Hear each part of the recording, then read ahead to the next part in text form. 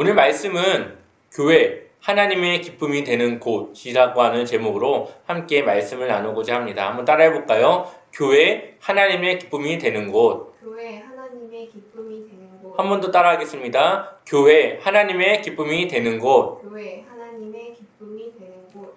네.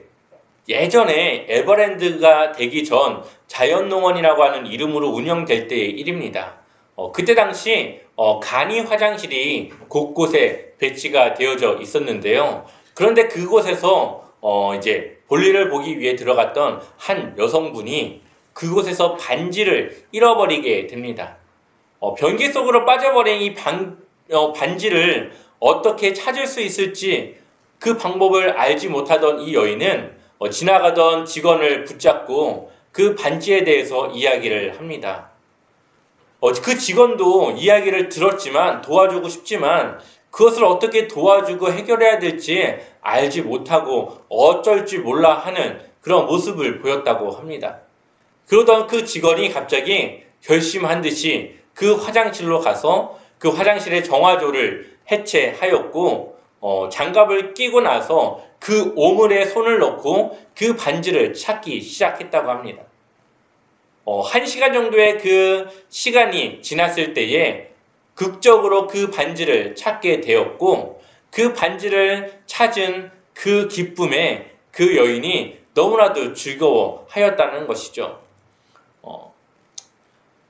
이 반지를 찾았을 이 여인의 기쁨이 어떠했을까요?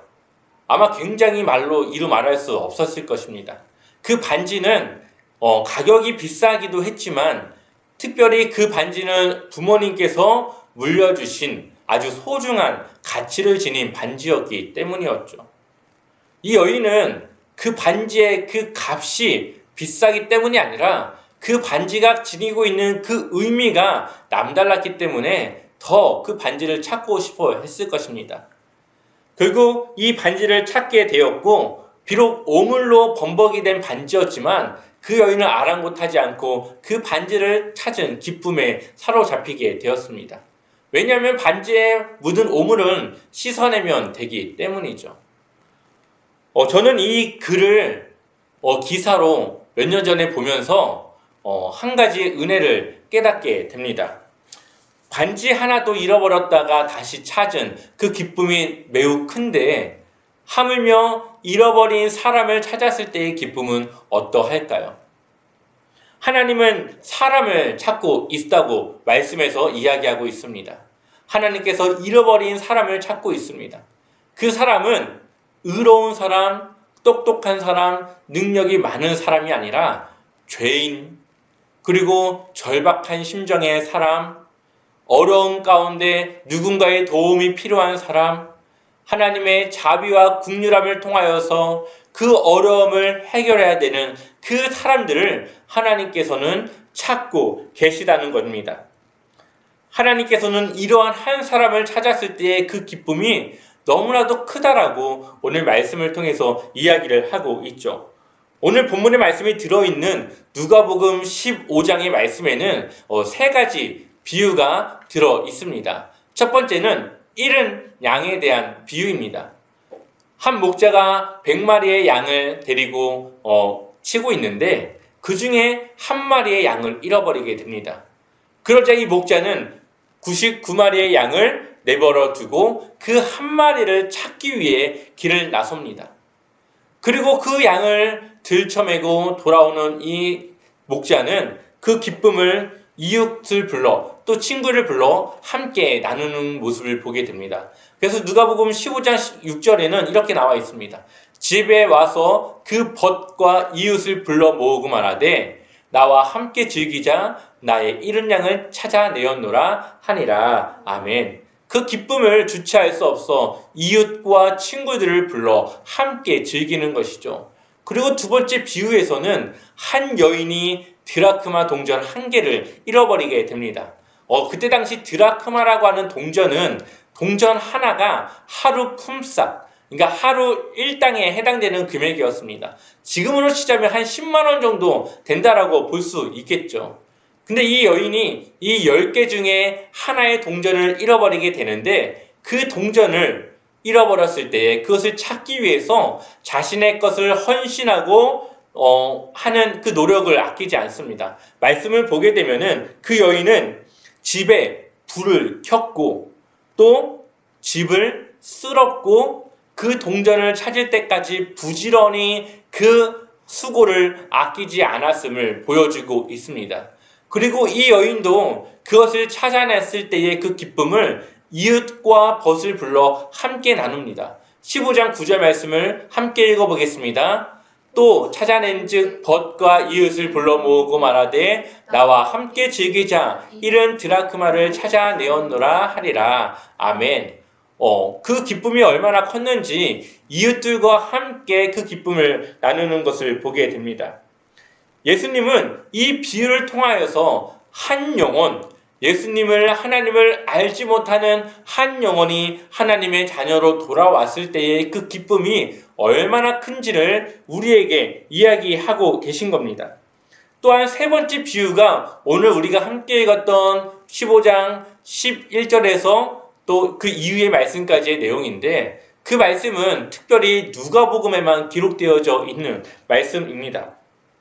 앞에서의 그 두 비유는 동물과 동전이었지만 세 번째 비유는 사람을 직접 들어서 비유로 말씀하십니다. 이 비유의 이야기를 들으면은 버릇없는 아들의 무례한 행동의 요청으로 시작됩니다. 이 아버지에게는 두 명의 아들이 있었는데 이 둘째 아들이 자신이 받을 유산을 미리 달라고 하는 내용이죠. 우리 한번 15장 12절의 말씀 함께 읽어보겠습니다. 그 둘째가 아버지에게 말하되 아버지여 재산 중에서 내게 돌아올 분깃을 내게 주소서 하는지라. 아버지가 그 살림을 각각 나눠 주었더니 아멘. 지금 둘째 아들이 아버지에게 자신에게 돌아올 분깃, 결국은 유산이죠. 아버지가 돌아갔을 때 자신이 받을 유산을 미리 달라고 하는 것입니다. 지금 요즘 시대에는 그 유산을 미리 분배하기도 하고 미리 주기도 하지만 이때 당시 유대인들의 그런 문화로 보았을 때는 이것은 아주 무례한 행동이었음을 보게 됩니다. 왜냐하면 아버지의 유산은 아버지가 죽어야만 받을 수 있는 유산이었고 그 전에 유산을 달라고 하는 그 모습은 바로 저는 아버지가 죽은 것 같이 당신을 대하겠습니다. 당신과 나는 이제 남남으로 살겠습니다라면서 그 관계를 끊는 것을 의미하는 것이기 때문이죠. 그러니 이 아버지에게 얼마나 무례한 요구를 지금 하고 있는 것입니까? 그럼에도 불구하고 아버지는 그 자녀에게 유산을 물려주게 되었습니다. 아마 당시의 이 법에 의해서 둘째 아들은 3분의 1을 받았을 것이고 첫째 아들에게는 3분의 2의 재산을 주었을 것입니다. 그리고 그들이 받을 유산은 그들이 조상 대대로 내려오던 땅이었는데 그 땅을 그가 받아서 어떻게 합니까? 다 팔아버립니다. 그리고 그것을 다시 자신의 그 현금으로 바꾼 것을 가지고 외국에 가서 그가 살아가는 것을 보게 됩니다. 그 아들이 외국에서 어떻게 살았을까요? 그 외국에서 그 아버지를 떠나 타국에서 살아가는 그 삶은 어떠한 삶으로 나타났을까요? 우리 한번 누가복음 15장 13절과 14절의 말씀을 함께 읽어보겠습니다. 우리 함께 읽겠습니다. 그 후 며칠이 안 되어 둘째 아들이 재물을 다 모아가지고 먼 나라에 가 거기서 허랑방탕하여 그 재산을 낭비하더니 다 없앤 후 그 나라에 크게 흉년이 들어 그가 비로소 궁핍한지라. 아멘. 결국엔 그 모든 재산을 그가 낭비하게 되는데 어떻게 낭비합니까? 허랑방탕하게. 그냥 즐기고 그냥 인생을 의미 없이 살아가는데 다 그 재산을 사용한 것이죠. 그리고 그 나라에 크게 흉년이 들어서 모두가 어려워졌고 그 둘째 아들은 궁핍한 생활을 하게 됩니다. 특별히 30절에 첫째 아들이 이야기하는 것을 보게 되면은 그 아버지의 살림을 창녀들과 함께 삼켜버렸다라고 하는 그 내용을 통해서 세상의 쾌락과 그 방탕함을 쫓아 인생을 얼마나 그 타락 가운데 살아갔는지를 우리는 볼 수가 있습니다.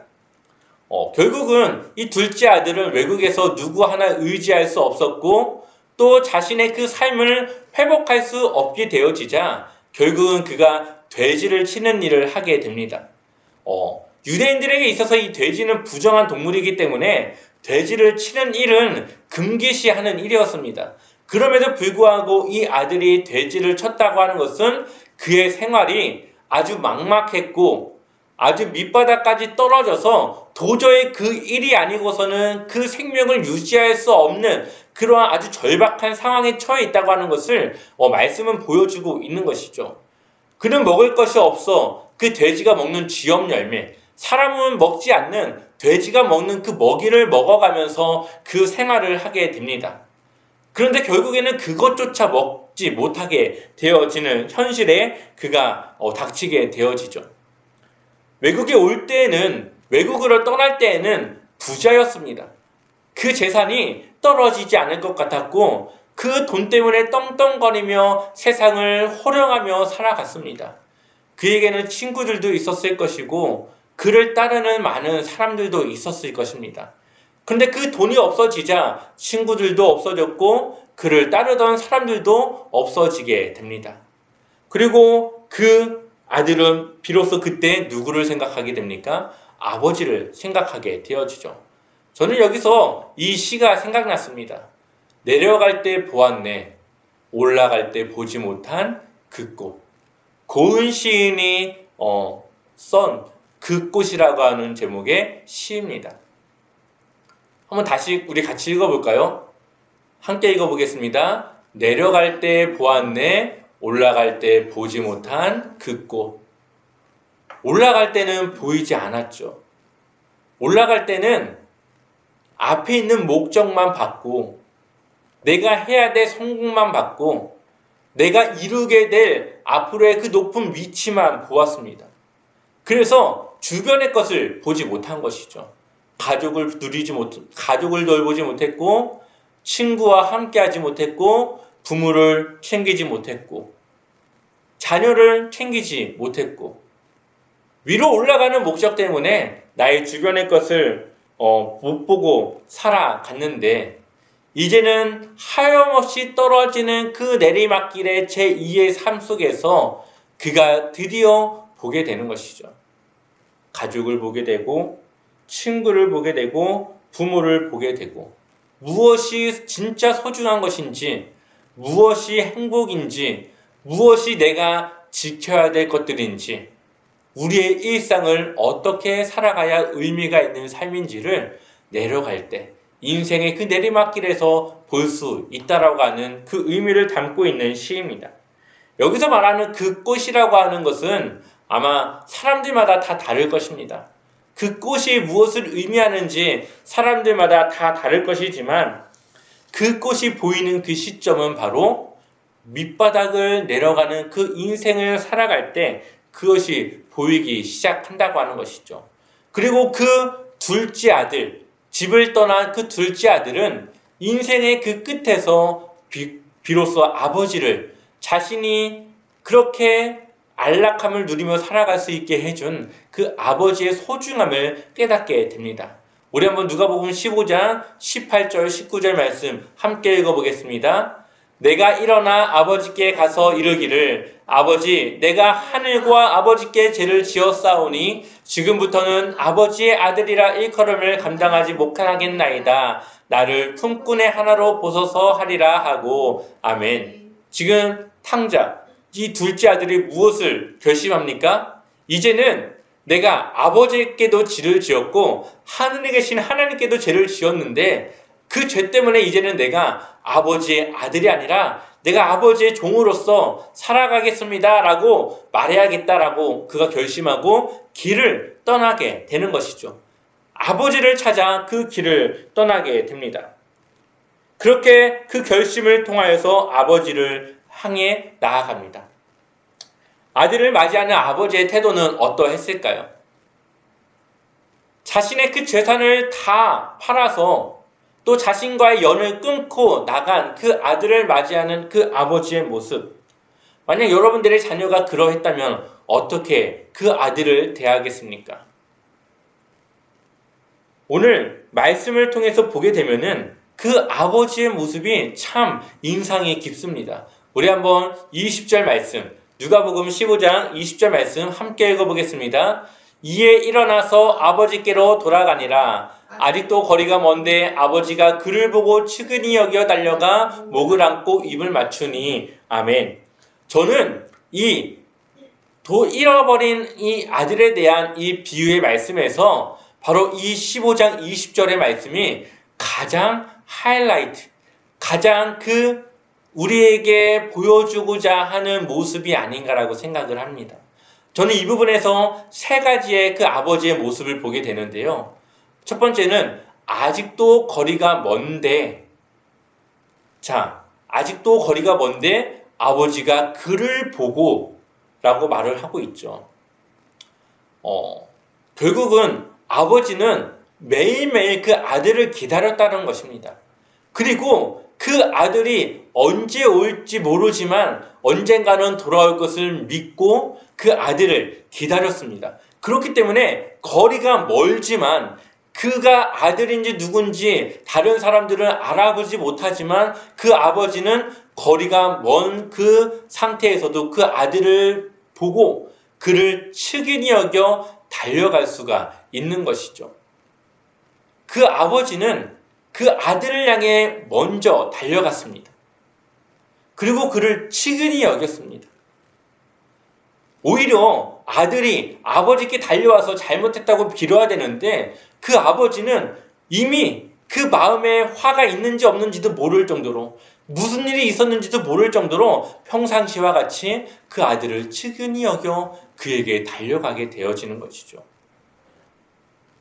그 아들을 향해서 달려갔다라고 하는 이 내용, 아버지는 그 아들이 오는 그 짧은 시간조차도 기다릴 수 없어 그 아들을 향해 뛰어갔다고 하는 것입니다. 얼마나 나이가 들었겠습니까?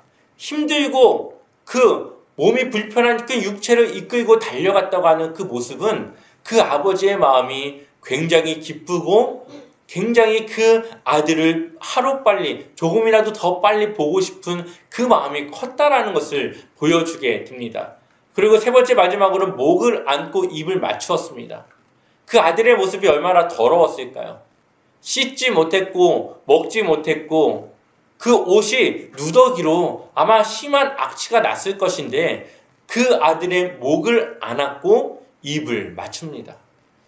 이것이 보통 사랑으로 가능할까요? 아마 보통 사랑으로는 이 일이 어려울 것입니다. 하지만 그럼에도 불구하고 살아 돌아온 그 아들에 대한 사랑과 기쁨이 그 모든 것을 뛰어넘어 그 아버지가 그 아들을 향해 이 모든 일들을 행했다고 하는 것입니다.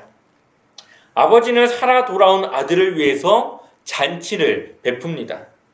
이 비유는 아버지의 그 마음을 또 이 아버지의 마음을 통하여서 하나님의 그 마음을 우리에게 보여주고 있습니다. 그러니 이 아버지의 기쁨은 곧 하나님의 기쁨이고 아버지의 그 모습이 곧 하나님의 모습인 것입니다. 하나님의 기쁨이 어디에 있습니까? 회개하는 한 사람에 있습니다.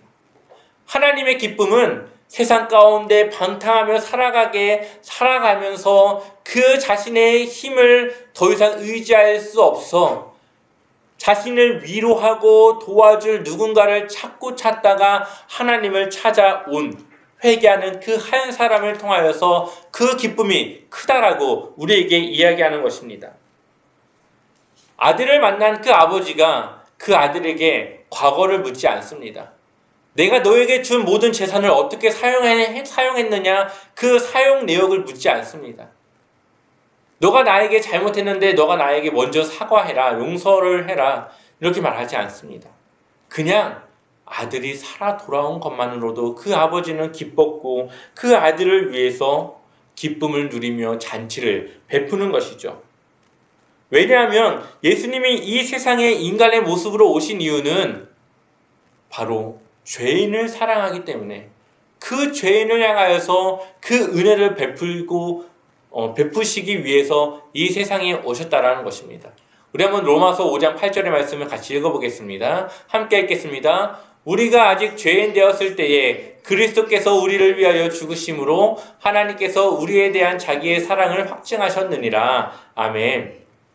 우리가 아직 죄인 되었을 때에, 우리가 아직 더러운 모습, 죄인된 모습, 하나님 앞에 나아갈 자격을 얻지 못한 그 모습으로 있을 때에 누가 오십니까? 그리스도께서 우리를 위하여 죽으심으로, 십자가에서 그가 죽으심으로 하나님께서 우리에게 대한 하나님의 그 사랑을 우리에게 확실히 증거해 보이셨다라고 이야기하고 있습니다.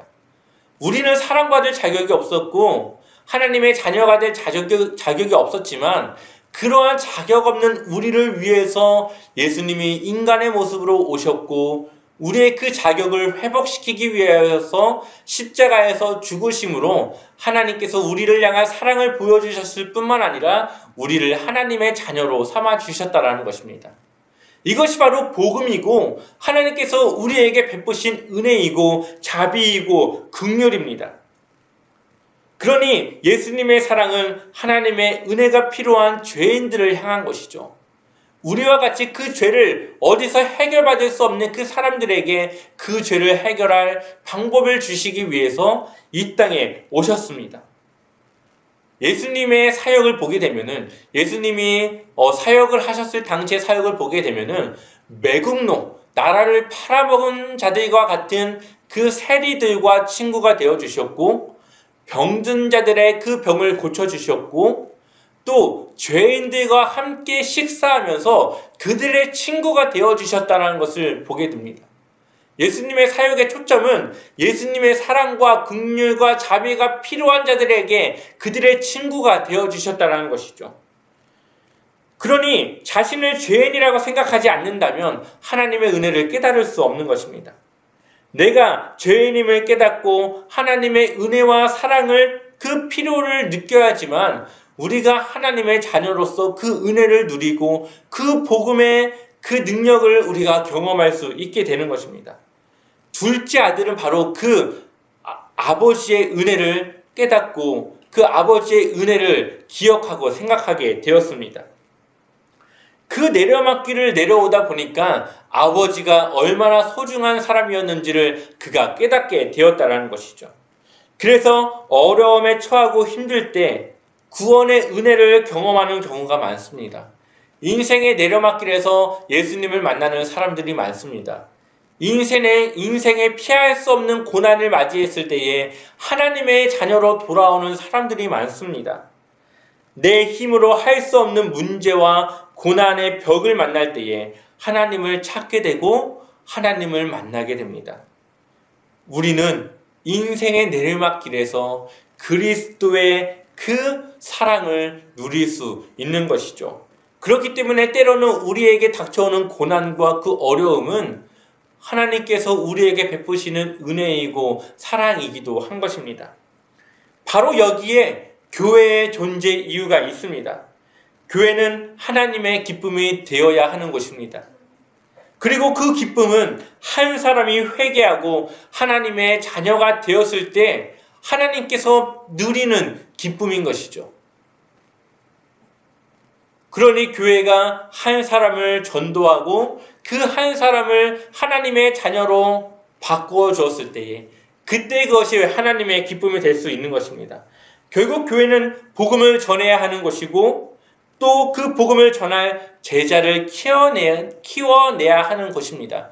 우리 한번 성경 몇 군데만 찾아보도록 하겠습니다. 마태복음 28장 19절 20절 말씀 함께 읽어보겠습니다. 그러므로 너희는 가서 모든 민족을 제자로 삼아 아버지와 아들과 성령의 이름으로 세례를 베풀고 내가 너희에게 분부한 모든 것을 가르쳐 지키게 하라. 볼지어다 내가 세상 끝까지 너희와 항상 함께 있으리라 하시니라. 아멘. 예수님께서 그 제자들에게 마지막 명령을 내리십니다. 그 명령은 모든 민족으로 제자를 삼으라는 것이죠. 그 제자를 삼는 일이 무엇입니까? 첫 번째는 세례를 베풀고 그들의 모든 죄를 용서하여 깨끗하게 하고 세례를 베풀고, 두 번째는 그들을 가르치는 것, 또 그 가르친 것을 지키는 것이 세 번째입니다. 세례를 베푸는 게 첫 번째, 가르치는 것이 두 번째, 가르친 것을 지키는 것이 세 번째. 이것이 무슨 모습입니까? 제자의 모습입니다. 제자는 하나님의 말씀을 배우고 그것을 지키고 살아가는 것입니다. 그리고 그 제자는 또 다른 제자를 키워내야 하는 것이죠. 디모데후서 2장 2절의 말씀 함께 읽어보겠습니다. 또 내가 많은 증인 앞에서 내게 들은 바를 충성된 사람들에게 부탁하바. 그들이 또 다른 사람들을 가르칠 수 있으리라. 아멘. 바울은 또 디모데에게 이렇게 말합니다. 너가 많은 증인 앞에서 내게 들은 바를 들었던 그 복음을 충성된 사람들에게 부탁하라. 또 다른 제자들에게 부탁하라. 그래서 그들이 또 다른 사람들을 가르칠 수 있도록, 또 다른 제자를 또 양육하고 키워낼 수 있도록 그렇게 가르치고 부탁하고 전하고 훈련시키라고 이야기를 하고 있습니다. 여러분, 제자는 또 다른 제자를 낳아야 되고, 또 교회는 그러한 제자를 키워내야 되고, 또 그러한 제자를 키워냄으로써 하나님의 기쁨이 되어지는 곳이 되어져야 합니다. 교회가 복음을 전하고 복음을 전할 제자를 양육하는데 구제하고 봉사하고 선교하고 성경 공부하고 친교하는 그 모든 일이 무엇을 위해서입니까? 바로 두 가지, 제자를 키우는 것, 또 다른 사람들에게 복음을 전하는 것. 이 두 가지 사역을 위해서 이 일을 하는 것이죠. 결국 교회는 그리스도의 제자를 키워내는 훈련소가 되어져야 합니다. 지금까지 한국교회는 포퓰리즘으로 왔습니다. 사람들의 많은 일꾼이 아니라 많은 사람을 모이는 것, 많은 사람들에게 인기가 있는 것, 하나님의 제자가 키우는 것이 아니라 교회가 커져가는 것에만 그 목적이 있었습니다. 본래의 목적을 잃어버리고 사람들의 인기를 얻기 위한 것이 바로 교회가 되었죠. 그렇기 때문에 수많은 그리스도인들이 있었지만 별다른 영향력을 나타내지 못했고, 수많은 큰 대형 교회들이 있었지만 여전히 수많은 사람들이 하나님의 말씀을 따라 살아가지 못하는 그저 그런 그리스도인들로 살아가고 있습니다. 그래서 하나님의 말씀을 바로 가르치지 못했고, 기복신앙, 무조건 축복만 받을 수 있다라고 하는 그러한 축복 위주의 그러한 신앙교육을 해왔습니다. 하나님의 제자를 키우는 것보다 많은 사람이 모이는 교회를 원했다는 것이죠. 그러나 하나님이 원하시는 교회는 제자를 키워내는 교회, 또 제자를 통하여서 또 다른 이들에게 그 복음을 전할 수 있는 교회, 바로 이러한 건강한 교회를 하나님은 원하시고 계십니다. 건강한 성도가 모여야 건강한 교회가 될 수 있고, 또 건강한 교회가 되어야 건강한 성도를 키워낼 수 있는 것이죠. 바로 이러한 교회가 하나님의 기쁨이 되는 교회입니다. 왜냐하면 하나님의 기쁨은 한 사람의 영혼이 주님께로 돌아왔을 때 그 기쁨이 크다고 했기 때문에 한 교회가 한 영혼을 전도할 때에 그 기쁨이 곧 하나님의 기쁨이 되어질 수 있는 것입니다. 저는 우리 제자와 삼교회를 이러한 건강한 교회로 세워나가고자 하는 비전을 갖고 개척을 하였습니다. 올해 제자 훈련을 하게 될 텐데 그 제자 훈련의 목적은 세 가지입니다. 첫 번째는 나 중심의 삶에서 하나님 중심의 삶으로 살도록 하는 것입니다. 삶의 변화에 있는 것이죠. 두 번째는 복음 제시입니다. 어떠한 사람을 만나도 또 어떠한 상황이어도 하나님의 그 복음을 전할 수 있는 복음의 매뉴얼을 우리가 갖는 것, 이것이 바로 두 번째 제자 훈련의 목적입니다. 세 번째는 또 다른 이에게 그 성경 공부를 가르칠 수 있게 되는 것이죠. 신앙교육을 가르칠 수 있는 제자를 양육하는 것입니다. 내가 전도한 성도를 다른 사람에게 맡기는 것이 아니라 내가 전도한 성도를 내가 직접 신앙의 기초를 쌓을 수 있는 그 교육을 시킬 수 있는 그 제자를 키워내는 것이죠. 그래서 제자는 이 담임 목사인 임노아의 제자가 되는 것이 아니라 예수 그리스도의 제자가 되는 것이 목적입니다. 저의 사람이 되는 것이 아니라 하나님의 사람으로서 하나님의 기쁨으로 살아가는 그 제자가 되는 것이 그 훈련의 목적이 있습니다. 이렇게 준비된 교회가 되면 하나님의 기쁨이 되는 교회가 될 수 있습니다. 말씀을 마무리하고자 합니다. 아직도 수많은 사람들이 예수님을 모르고 살아가고 있습니다. 잃어버린 아들과 같이 힘든 그 세상을 또 기댈 수 없는 곳으로 도움을 받지 못하고 형편도 되지 못하는 그러한 삶을 살아가고 있는 사람들이 많습니다. 그러한 사람들이 자신의 인생을 자포자기하고 인생을 포기하고 그렇게 살아가고 있죠. 얼마나 많은 사람들이 그러한 삶을 선택하고 또 살아가고 있습니까? 그 사람들에게 전해야 될 것은 바로 예수 그리스도의 사랑입니다. 하나님의 사랑을 전해야 해서 우리는 그들이 하나님의 자녀로 바뀌어지길 우리는 노력해야 되고 그 사역을 해야 합니다.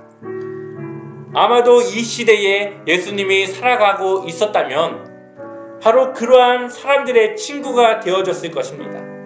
죄인들에게 또 인생을 포기한 사람들에게 또 이 인생을 어떻게 헤쳐나가야 될지 모르는 막막한 삶을 살아가는 사람들의 친구가 되어졌을 것입니다. 그리고 그들에게 다시 이 세상을 살아갈 힘과 용기를 불어넣어 주었겠죠. 근데 이제는 그 일이 우리에게 주어졌습니다. 우리 제자와 삼교회가 이제는 그러한 일들을 감당해야 될 때가 되었습니다. 그래서 우리는 복음을 전해야 하고 사랑을 전해야 합니다. 그러면 누군가는 그 사랑과 그 복음을 듣고 예수님께로 돌아오게 될 것이고 그 예수님께로 돌아옴으로 인하여서 그들의 삶을 회복하게 될 것입니다. 그들의 내려막길에 서 예수 그리스도를 볼 수 있고 만날 수 있도록 우리가 복음을 전해야 되고 그 복음을 전하는 일을 우리 제자와 삼교회가 감당해야 되는 것이죠. 그러한 일들을 통하여서 우리 교회가 우리의 삶이 하나님의 기쁨이 되어지는 것이고 하나님의 귀한 자녀로서의 삶을 살아갈 수 있게 되는 것입니다. 그렇게 교회다운 교회, 하나님의 기쁨이 되는 교회, 하나님의 귀한 그 존재의 가치를 지닐 수 있는 그러한 교회가 되길, 그러한 성도가 되길, 그러한 주님의 제자가 되어지길 주님의 이름으로 간절히 소망합니다.